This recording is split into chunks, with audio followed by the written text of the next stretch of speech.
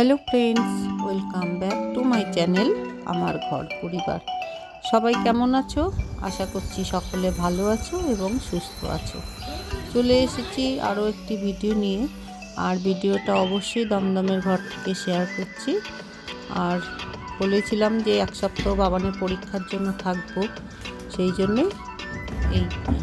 আর এই যে আমাদের নতুন ফ্রিজটা দেখো, সুইচ অফ করা আছে।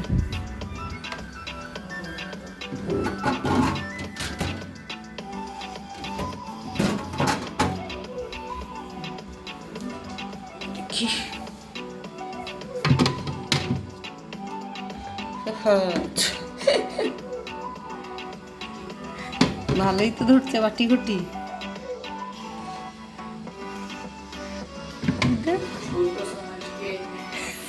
বুদ্ধি সমাজ ভালোই তো ধরলো।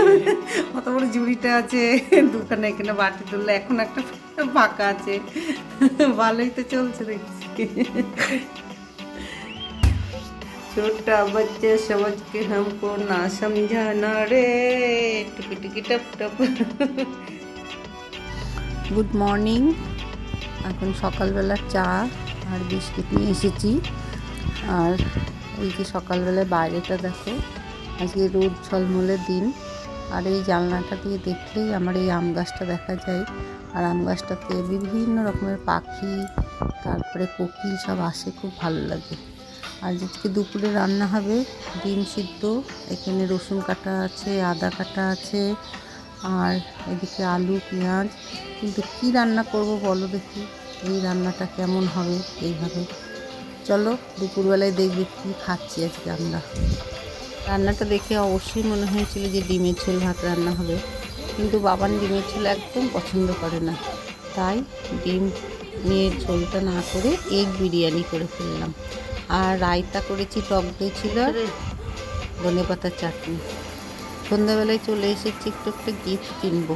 একজনের জন্মদিনের কেক মিষ্টি দিয়ে গিয়েছিলো ঘরে, তো তার জন্যই একটা গিফট কিনবো। এখানটাতে যোগা শেখায়, একদম ঘরের পাশে বাচ্চাদের যোগা হচ্ছে। তাই ভাবলাম সন্ধ্যাবেলায় একটু হাঁটতে বেরিয়ে একটা বাচ্চাদের জন্য একটা পেন্সিল বক্স কিনে নিয়ে আসি। কারণ আমরা তো পরিচিত না ওনাদের সঙ্গে, কিন্তু ওনারা যেহেতু কেক মিষ্টি দিয়ে গেছে, তাই বাচ্চাটাকে একদম কেমন লাগে, তাই একটা পেন্সিল বক্স নিয়ে নিলাম। আর কাল সকালে আমাদের বেরানো, বাড়ি ফিরবো, আর বাবান পরীক্ষা দিতে যাবে, তো পেন্সিল বক্সটা নিয়ে বাচ্চাটাকে দিয়ে দেবো।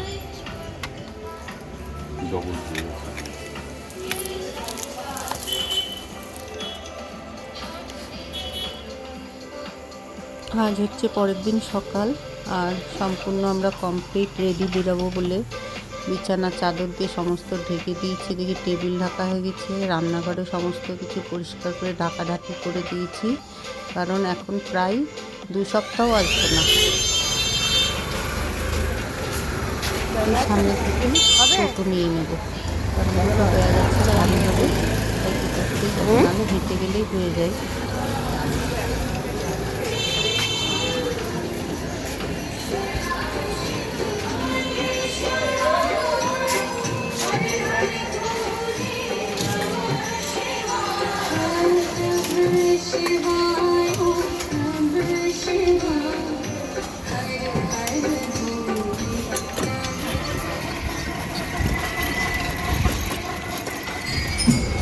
চলে এসেছি দমদম স্টেশনে। এখান থেকে বাবান চলে যাবে কলেজে, আর আমি চলে যাবো কল্যাণীতে।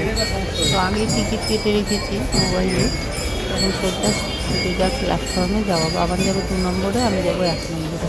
তো চলো আজকে বাড়ি ফেরার পালা, বাড়ি ফিরে যাই। আর দমদম থেকে ফিরে তারপর বাড়িতে পৌঁছানো। 225 আজ শিয়ালদা ব্যারাকপুর লোকাল 1 নম্বর রাজশাহী লোকাল। इस समय प्लेटफॉर्म नंबर 4 पर आ रहे हैं।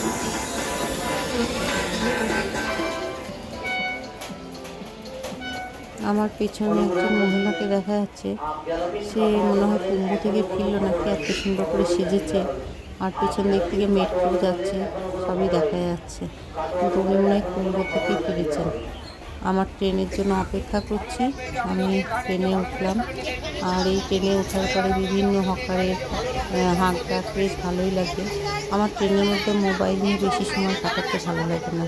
বাইরের পরিবেশ আর ট্রেনের হকারদের বিভিন্ন রকম কথাবার্তা, এগুলো আমার খুব ভালো লাগে। এই দেখতে দেখতে আমি পৌঁছে যাব, মাত্র তো 1 ঘন্টার ব্যাপার। তো চলো, কল্যাণী চলে আসবে একটু পরে।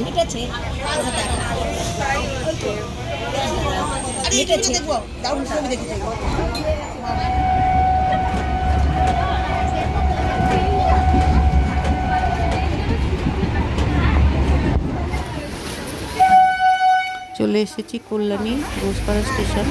এখানে স্কুটি করে নিতে আসবে আমাকে, বাইরে থেকে দাঁড়িয়ে আছে। এখান থেকে স্কুটি করে ফিরবো। তো চলে এসেছি, আজ প্রায় 1 সপ্তাহ পর বাড়ি ফিরছি। আবার ফিরবো পরীক্ষা। ওই যে দাঁড়িয়ে আছে স্কুটি নিয়ে, এখন গিয়ে স্কুটিতে বসবো। চলো।